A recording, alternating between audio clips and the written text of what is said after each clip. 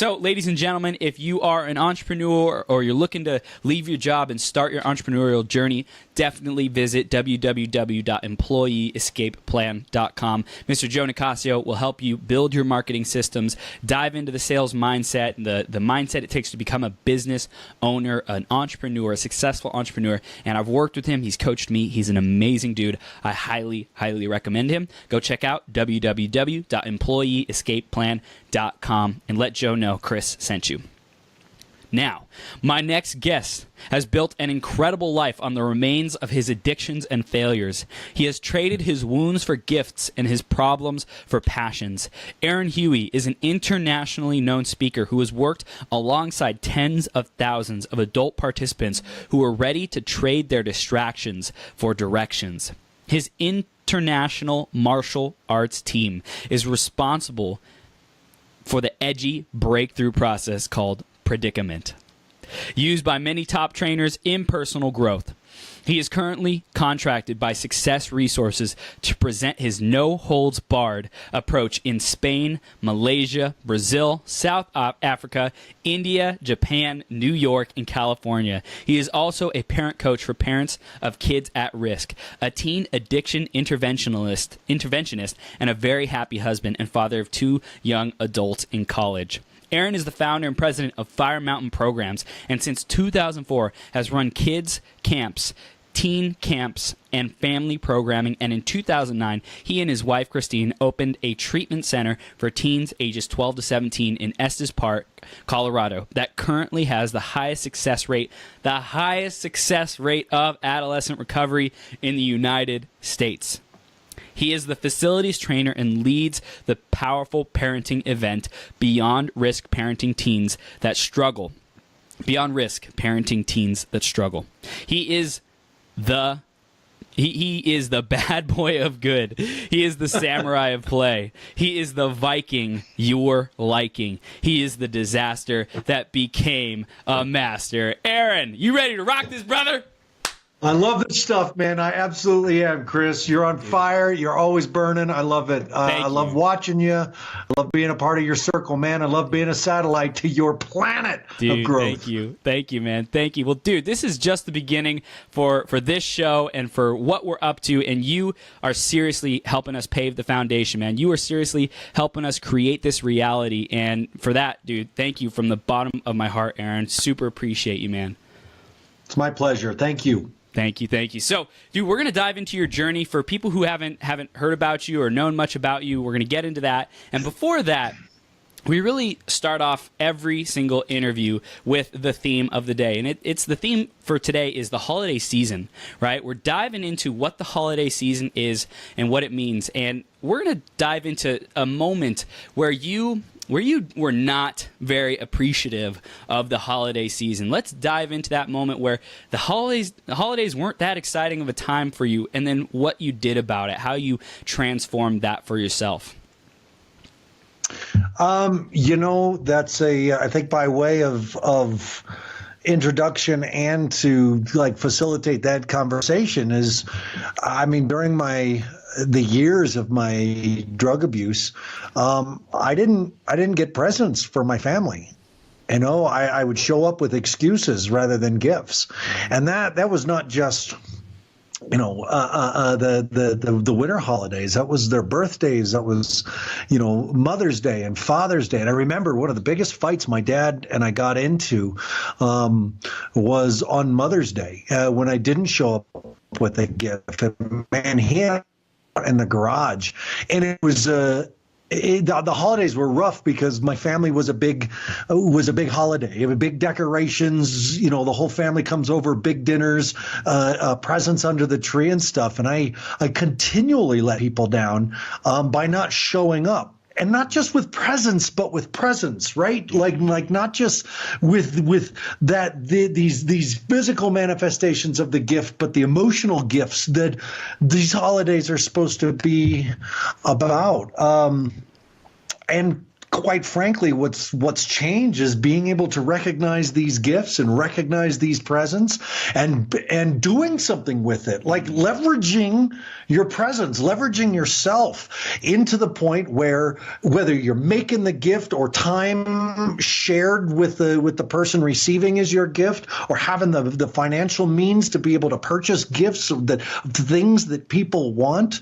The greatest experience that my wife and I have now around the holidays, where when we were broke and bankrupt and everything, it was, the arguments about the credit cards and the debt that we were going to take on for this holiday to buy crap that no one was going to use. Let's just make something. Let's just bake something. And now we get to be in the place of saying, that's what they want. Let's do that. And I can't wait to see them, to be with them and give it to them. And I mean, I've been with my family in town for 47 years. And this year, we're going to see my wife's family in Maine. And it's nice to have the freedom to be able to travel and to buy gifts that people want and need. But those presents are going to come after you deal with this presents. Those gifts will come after you reveal these gifts, right? So that's what it means to me. That's the transition. It's beautiful. Love it, Aaron. Dude, we're starting it off with some fire. And I do remember the last time you were on, you were saying like that Christmas time for you was just so difficult. Did not have that sparkling memory for you. So I did. The worst Christmas, it was 2000 Christmas 2009 when my wife and I were bankrupt, and I had $125 to spend on my teenage children, and it was devastating. I let them down yet again. I because I wasn't managing my finances. I wasn't doing the work. I was being lazy. And, that led to me walking out of the room instead of crying in front of them, which I had started. And they said, oh, it's okay. It's all right. We're going to, we can make it through. And they're opening candy. That's all I could afford. I bought them gifts with Home Depot cards that were given to me so I could fix the house that my in-laws had or were letting us stay in. Like it was crap. It was not the life I was here to live. And I stepped outside and just started screaming, I'm done. I'm done. I'm done. I'm done. I'm done. And that body experience of being done and really being done, not just here, but tip to toe, fucking done. Yeah. That paved the way to say, oh shit, I am done. Like I really am done. And there was nothing left in front of me to stop me from doing what I wanted. And what I wanted was freedom. That came with responsibility. That was the trick, right?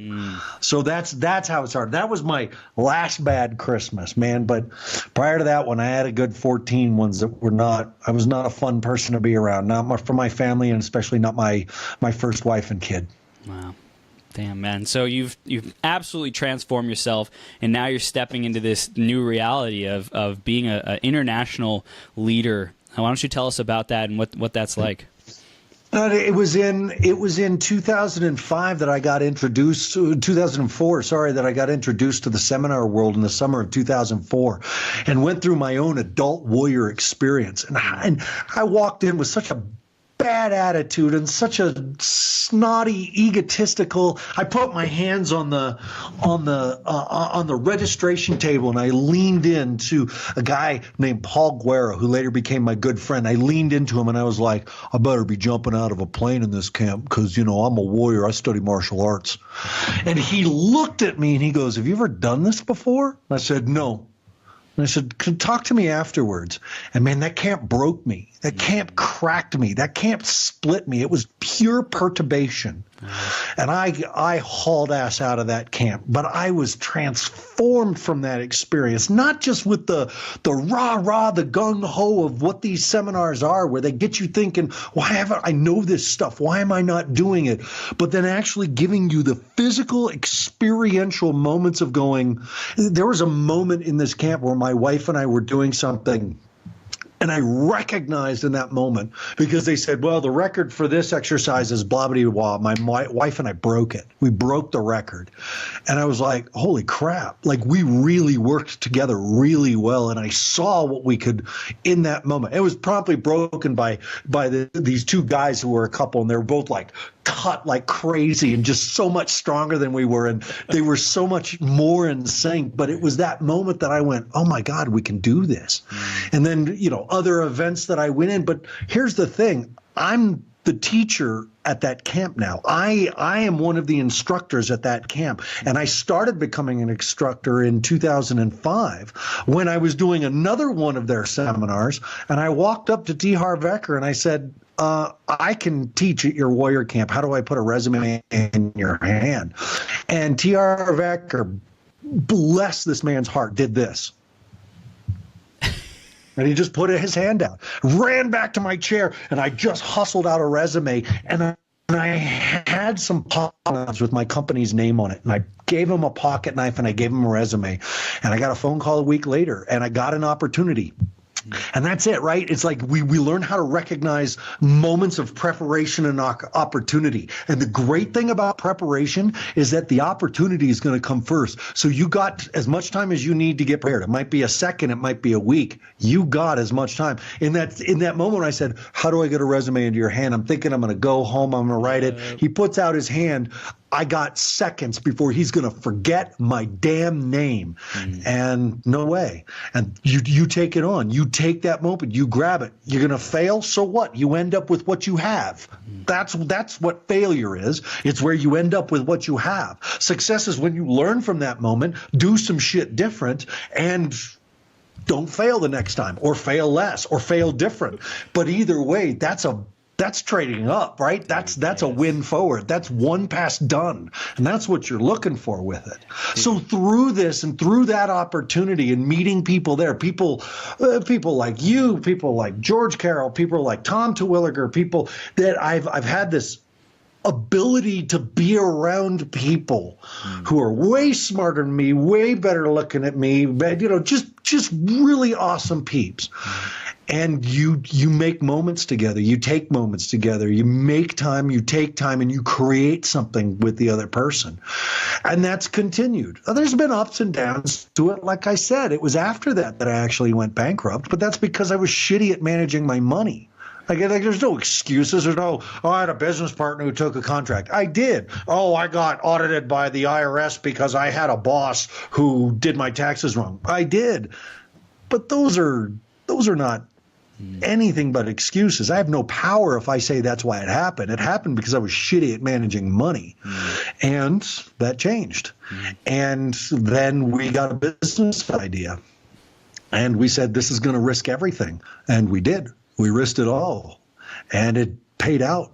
And it's amazing. And we're the best at it because here we are at what I call, well, this is part of the achieve process, but here you and I are at the 5 to 9, not the 9 to 5, the 5 to 9. 9 to 5 is already done. I've already put in a full day. Now I'm going to put in a full night. And that's how it works. So I've developed my systems. I've developed my process through all these years of training people and teaching what I need to know in these kids warrior camps and these teen warrior camps, these camps. And there's an everyday way of the warrior, and that's my life now. You live every day like it's the last day, and you fight for what you believe in. You get what you want. You create the life you want. You figure out who your enemies and allies are. You make sure you know what your weapons are, and you live life like it's a battle. Who's your competition? Who's your battle? That's it. And so you got to battle that dragon back, man. Damn. Dude, that's fucking beautiful, man. I love it. I love it. This just brings out the best in us. I'm curious, like, what do you find, like, people, how do people rise up around you? Like, what do you see people doing? How do you see people transforming around you? Because just this interview, right, has me being energized, has me being pulled forward into a bigger Chris Burns. Like, how else do you see people transform around you because of your presence that you've definitely worked on up to this point?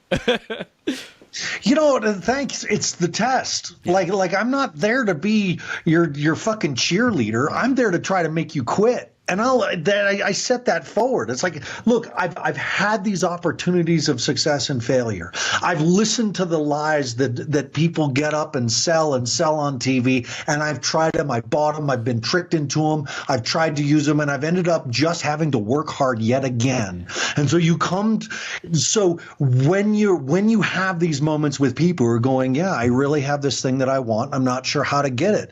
Rather than being like, well, let me tell you or sell you another way to do it. One of the things that the warrior archetype does is say, well, I challenge you not to get it, right? I'm not going to invite you into my process. I'm going to challenge yours. And you're either going to commit to it or you're going to quit it. And you're going to figure out something else, and you're going to figure it out right now. And I guarantee you it's going to come from your body. And that's the thing, is that it has to be an experiential, in the body, you got to feel it, man. Not just feel it in your heart or feel it in your gut. Your legs got to be moving. Your hands got to be moving. And what me and my team do is we try to make you quit. You got a dream? Let's see. Are you willing to die for it? Are you willing to fight for it? Are you willing to risk everything for it? And what would you not do if you were willing to die for it? And maybe you're not willing to die for that thing, that company you want to start. Maybe you want to look, I've developed the everyday way of the warrior, 90-day aggressive plan, daytime planner, goal setting, and I'm working it through a beta test right now. Would I die for that? No, I wouldn't. But what I would do is die for my children. And what that means to me is I want to show them how to live. I want to show them how to take an idea that they have and go. You can think about it. You can design it. I've got my designs behind me on it. But once you get it, you got to go. You got to hustle. You got to make it happen. You got to create the experience. And there's only one way to do that, and that's to do it yourself. So we don't just stand up on stage and bark orders. We've lived this work. Me and my team have lived this work. I'm not going to tell you how it is to be an entrepreneur whose company's making the coveted seven digits until my company's doing that. And that's how I'm not gonna say I'm the only one who knows how to do it. My God, I'm still figuring it out. I'm still dealing with stuff on a daily basis that I'm like, I don't know how to do this. But what I can do is I can test you. I can see I can look you in the eye and you say, yeah, I'm done. I'm done with the way things are. That's enough. I'll go bullshit. And then you'll say it a little deeper. And I was like, okay, imagine your kid behind you. Now say it. Are they convinced? Then imagine your husband's behind you. Tell me you're done putting crap food into your body. All right, that didn't work? Okay, who's behind you? Who does this matter for? Who's this really for? Who's this about? Well, it's about me. What are you for? Who are you for? What do you live for? What do you die for? Who do you live for? Who do you die for? Who do you kill for?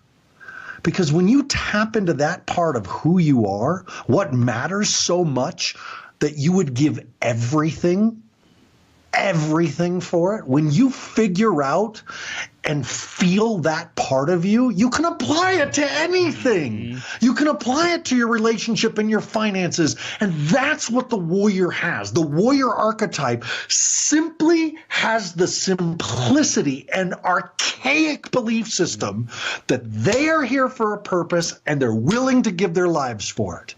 Now, everybody can argue about whose fucking team they're on, and it's irrelevant to progress. I will promise you that all these arguments on Facebook is irrelevant to progress. What is truly relevant to progress is you connecting with who you truly are and what you're here to do with that trueness, truly are-ness.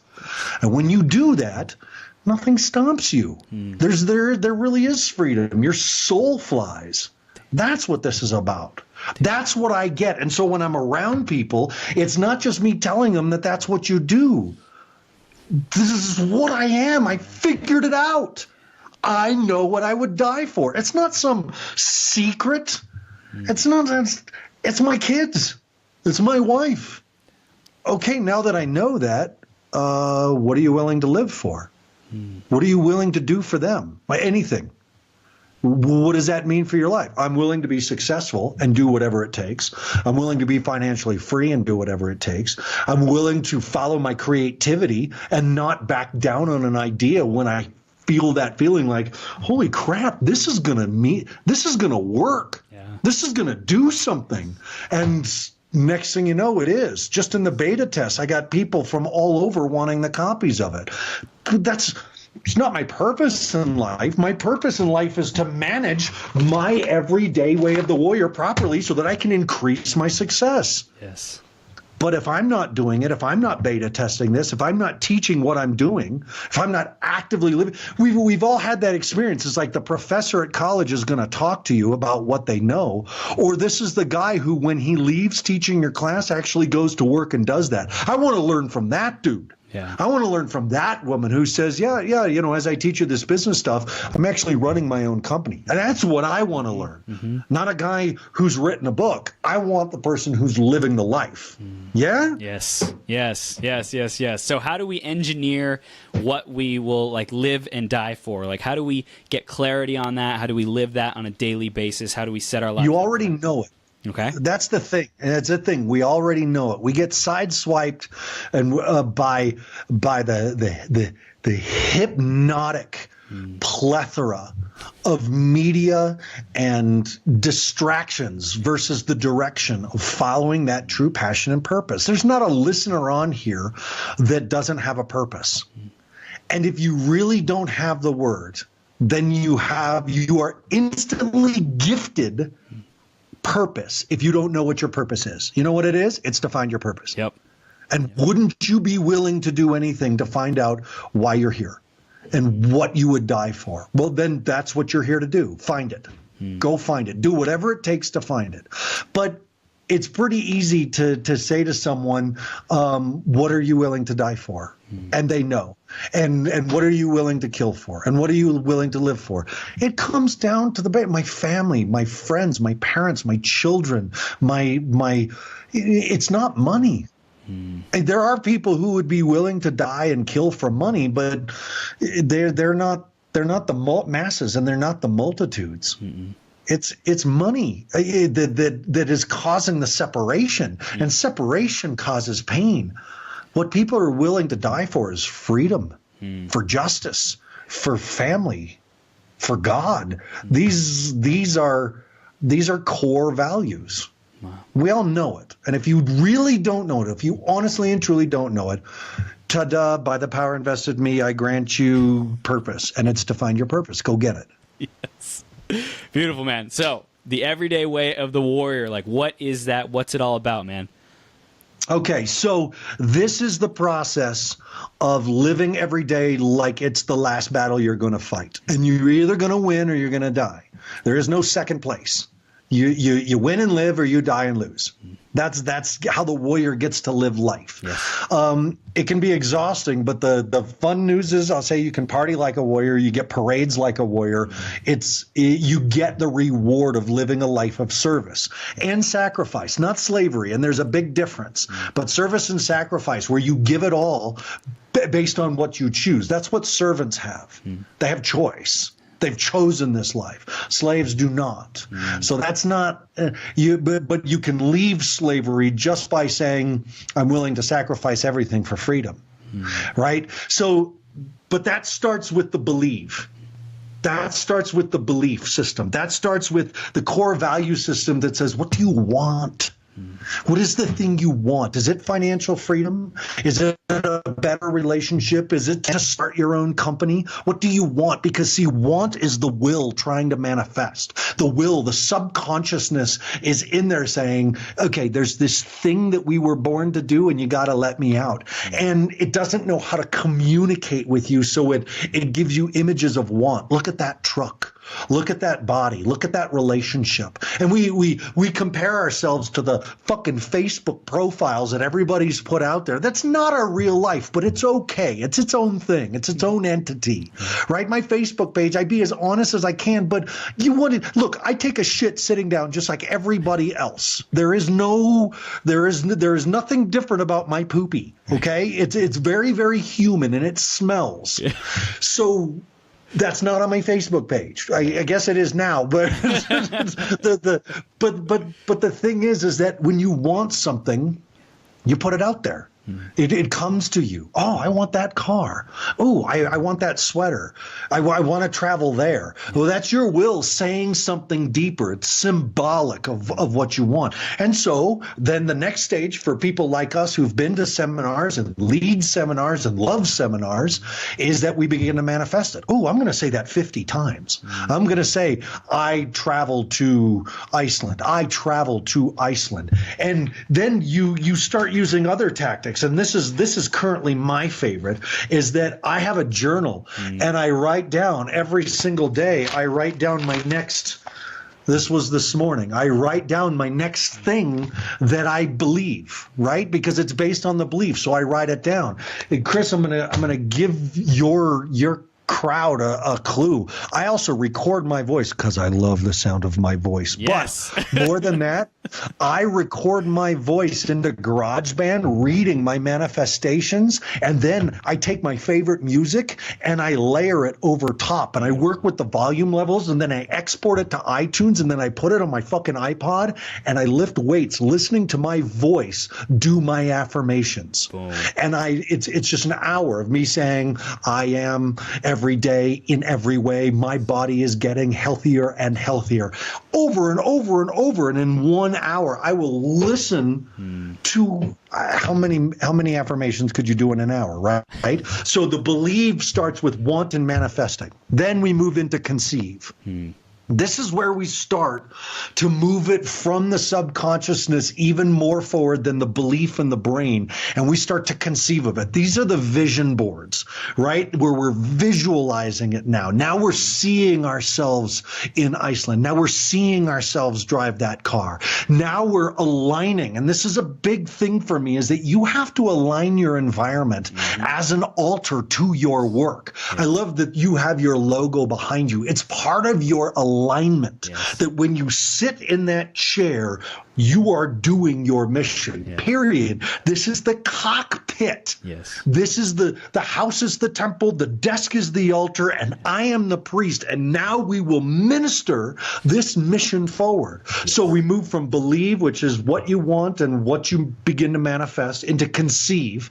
And that's the visualization and the alignment. Now we move into where the warrior has to take over, and that's the achieve. And this is the 5 to 9. This is the hustle. This is where you find your weapons, right? Facebook is a weapon for entrepreneurs to use to achieve your goals. In the same sense that a hammer is a weapon for a carpenter and a cooking bowl is a weapon for a cook. This is this marketing and putting out there, this platform and social media. You have to know what your weapons are. You've got to know the tools that you need, and you have to learn how to use them. And you've got to hustle with it, because you're not the only hustler out there. What did they say in what was that boxing movie with that brilliant actress and Clint Eastwood? Baby, was that it? $1 Million Baby. That's it. Where he says every day that you're not training, someone's training to kick your ass. Like that is the way of the warrior. As long as you remember that you are your competition, you're getting into the ring with your own shadow, and that's what shadow boxing is about. The moment you can outbox your shadow, you're on to something. And man, if this shit doesn't keep you up at night just thinking about it and thinking about it, then I wonder if it's worth it. I wonder if that idea is worth it. If you don't, this thing, I obsessed over this thing. Yes. And that's the thing that told me that it was worth something, that I had to follow through on something. I've had other ideas. So I got this painter invention that I've been sitting on. It doesn't keep me up at night. This planner does. Teaching these seminars does. Doing your show does. You know, so the other piece of this is that you got your 9 to 5, and you can't just walk away from work until this becomes your 9 to 5. But every entrepreneur knows that you've got a double shift of 5 to 9s. You work your 9 to 5, but you also have 2 5 to 9s in the same day. You get up at 5 and you take care of your body. You eat a good breakfast, you exercise, you take care of yourself first thing. It's about you that morning. You work your planner, you work your day timer, you do your manifestation affirmations, you go to the gym, you take the dogs out for a walk, you go for a hike, you do some yoga. 5 a.m. to 9 a.m. is for your body. Then you start your 9 to 5 and you hustle it all day long. You hustle. You pick up that damn phone. You call people in your network. You go to networking events. You go to the small business administration near you and go to their classes, and you go online and you watch motivational speakers and you listen to them while you're working, and you do what's on your planner. You build that pyramid brick by brick, but you prioritize and you be disciplined and you stick to it. And then 5 o'clock comes, you punch out, and then you punch back in with that other stuff that you're going to do. And that's your work day. It's 5 to 9, 9 to 5, and 5 to 9. And then you can watch TV, go to sleep. But damn it, be disciplined. Then, and this is the best part, you do about 10 years of that believe, conceive, and achieve, and then you start to receive. Then you get to the parades. Then you get to start to see how that bank account starts to fill up. This is another reason why I call it the everyday and the warrior. Warriors are in it for the long game, not for that short burst. No. You realize this is everything, and this is all of you, and this is forever if need be. So you stay in that game, and the metaphor that I love, and this does not belong to me, and I first heard it from T. Harv Eker, so I want to credit him. I don't know if he heard it or if this is his, but the buffet of abundance that is the universe. When you connect with your mission and vision, and you get in the buffet line, where do you start? Well, you start with the rolls and salad. And as entrepreneurs, we look down this long line of people, of everybody in line waiting for their taste of abundance. Everybody's in it for what the universe has to offer. And you see that long line and your mouth is watering, and you look down there and you see those people filling up on steak and potatoes and the spaghetti and the pizza, the stuff at the end of the line, right?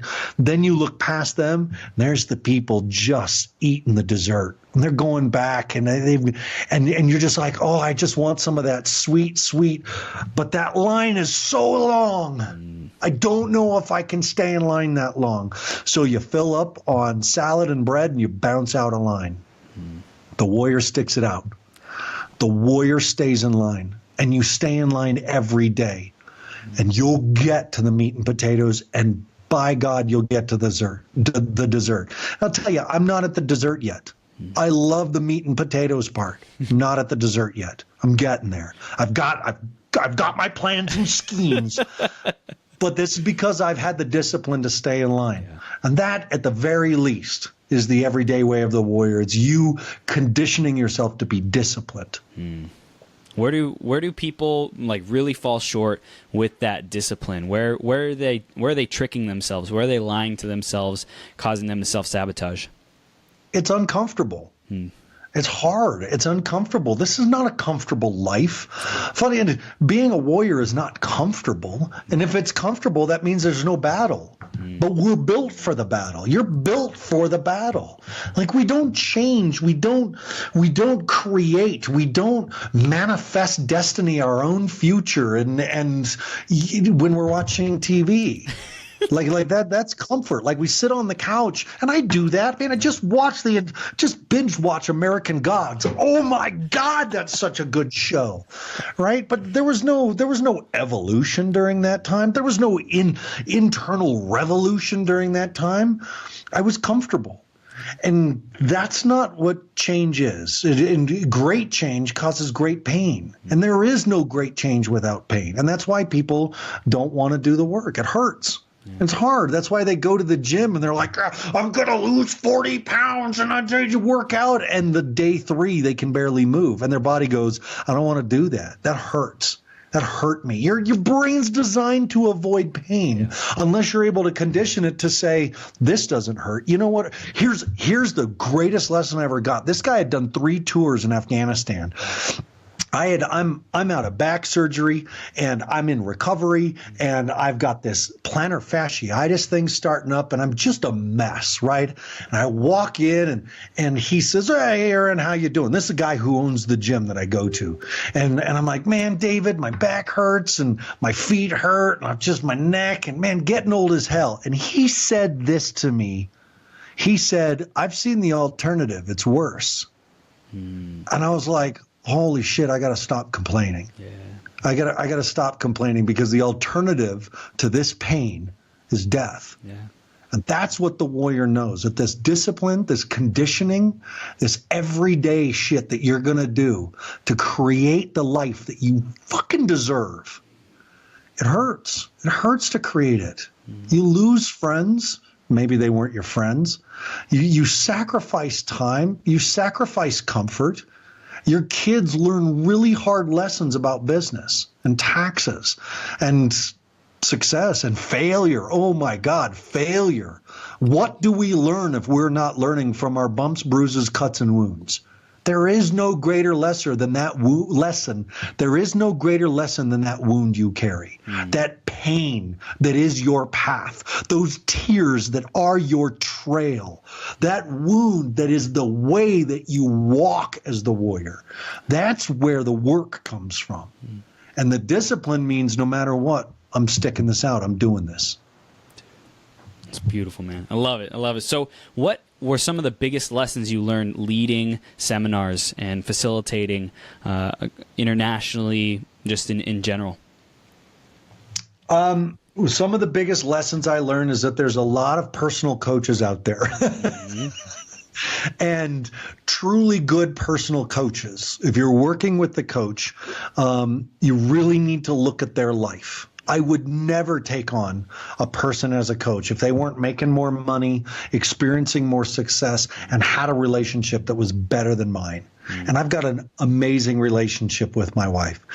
And I make a decent amount of money. I'm not rich, but if I'm going to take on a coach, my financial advisor is rich, is very, very rich. That's who I want teaching me about money. My dad was the one who told me the old quote, if you're the smartest person in the room, you're in the wrong room. So that's the first thing I learned about this world, is that everybody wants to help each other. And people who are natural leaders want to take it on and take it over. And that's great. But really check in with their lives, check in with their body. There was a guy in Brazil. This was another one of my big lessons that I call them rectal bouquets, right? It was a moment where I just farted some words out of my mouth and it turned out they were flowers and it smelled wonderful. But this guy had come up to me after one of the warrior experiences in Brazil, and he said, I've discovered my purpose while I'm in the room with you. And I said, wonderful, please share. And he says, I'm going to fight the corruption in Brazil. And that's a tall order. That's like saying I'm going to fight the corruption in America. Like, okay, you're taking on the mama dragon. Yeah. And I looked at him and I said, it's not going to work. And he was, what? And I said, it's not going to work. And he said, why not? And I said, because you haven't learned how to fight the corruption in your body yet. And this guy was overweight. This guy's skin did not look good. This guy could not honestly answer me and told me that he felt good.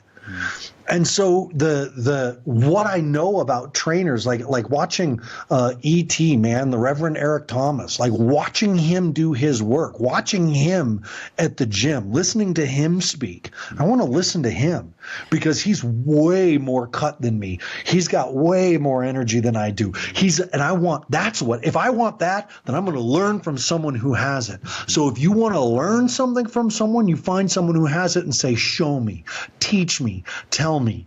But then everybody wants to be a coach because everybody wants to help. It's noble. It's wonderful. Find the one who is better than you. Find someone who's better than you. That's epic, man. Epic. So find someone who has the results that you want, model them, get what they got. Love it. Like Isn't that like one of the oldest lessons? In the book. I'm like, oh my God. I love it. But you saw it, you lived it, man. And that's the thing. Like, people can talk all we want, but it's when we live the lessons that they really get ingrained in us. You had this visceral body experience where you walked out and you said, no fucking more, you know? And that's when it like enveloped your body, and you just, like, from head to toe, like you said, like, no more. That's who you were being. That's when things started to change for you. And my battle is far from over. I never want to. That's why I talk about my poopy. Like, I don't want people to think that this is some guru shit going on. This is not stuff I created. This is stuff that I have learned from people who have more success than me. You believe it, you conceive it, you achieve it, and you receive it. And that's not as. And how plagiarized is that? Like, of course it is. Okay, maybe I fucking made it rhyme. Okay, whatever. But the point is that this is, I'm not finished with my battle. I'm not finished with my work, man. This, my enemy. We're just getting started. This voice in my head is still there. And if someone's got a voice in their head, I can talk to them about it. But the reason why I run a drug and alcohol treatment center is because that dragon, me and that dragon got a real clear understanding. That my hand never lets go of that sword on my addiction. I pay attention to what's going on when I want to use. And I'm coming up on 20 years sober. That work has never ended. That desire to go back to that level of comfort and numbness has never left. I got a lot of pain in here. Yeah.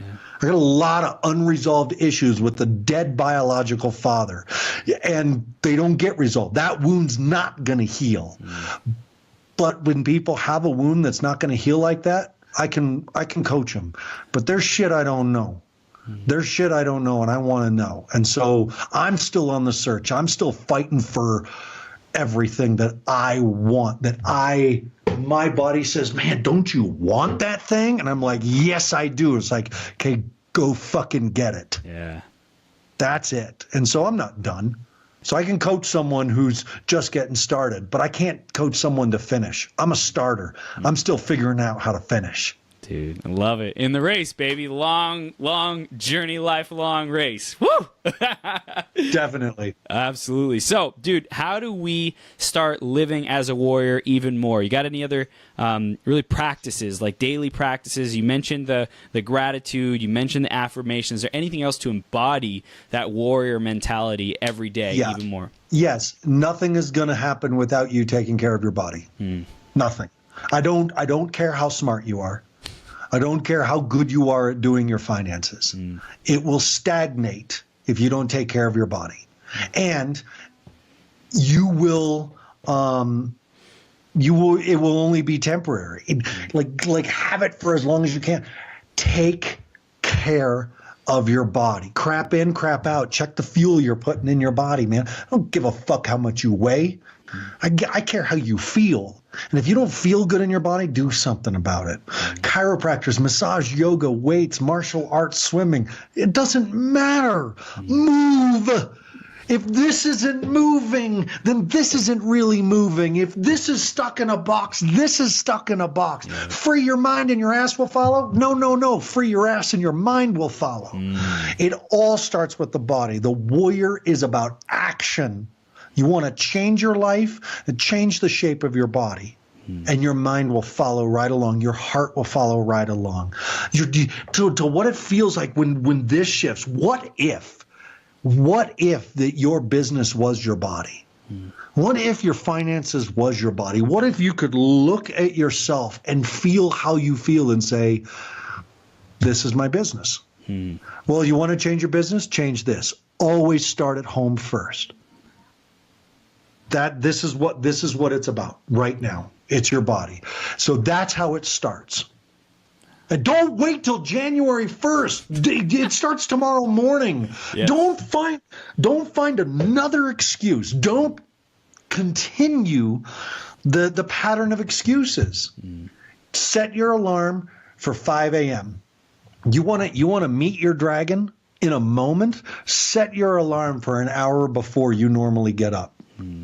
And I'm talking about get up to do all your stuff. Give yourself an extra hour in the day. What a gift The moment that alarm goes off, your dragon is like, I'm still tired. Do a half hour. Let's do 45 minutes. That's your dragon. And that's how you'll know where your obstacles begin, is when I don't care what time you get up, set your alarm for an hour earlier for tomorrow morning and watch what happens. Wow, dude, I love what you just said, and just like so real.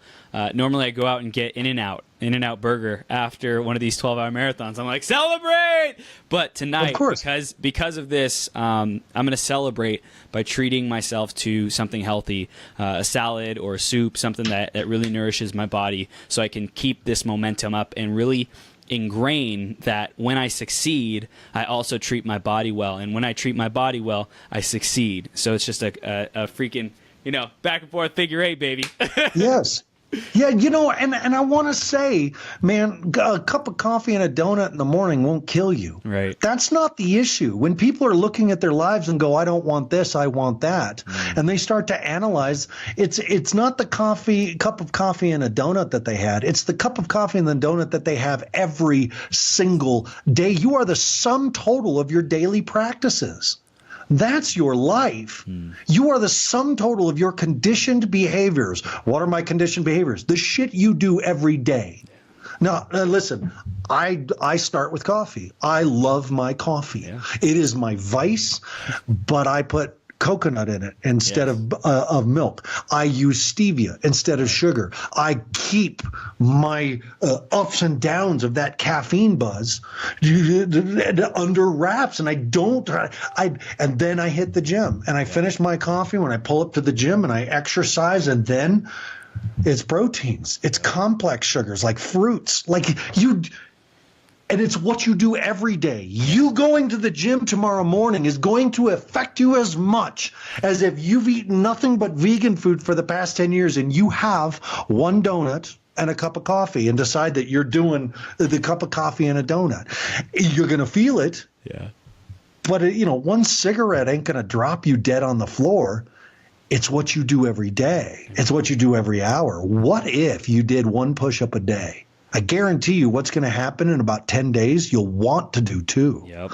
I'm watching my buddy who's going to the gym with me, and he's right at that point that if he doesn't go, he starts to get little ornery and little poopy.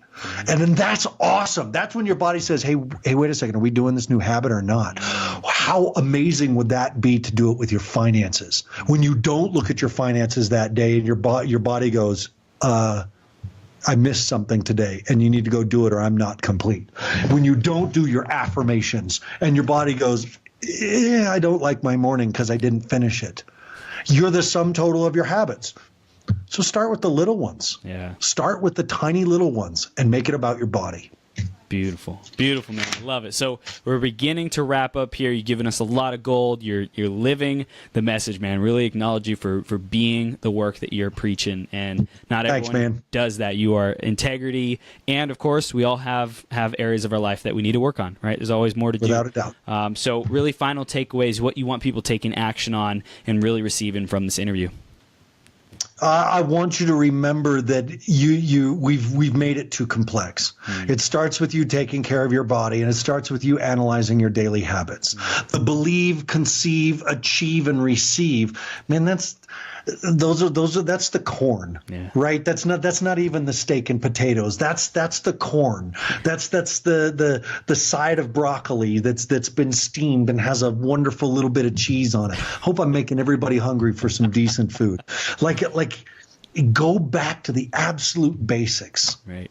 You start with your body and you recognize that you're the sum total of your everyday habits. And then you believe. You work with your belief.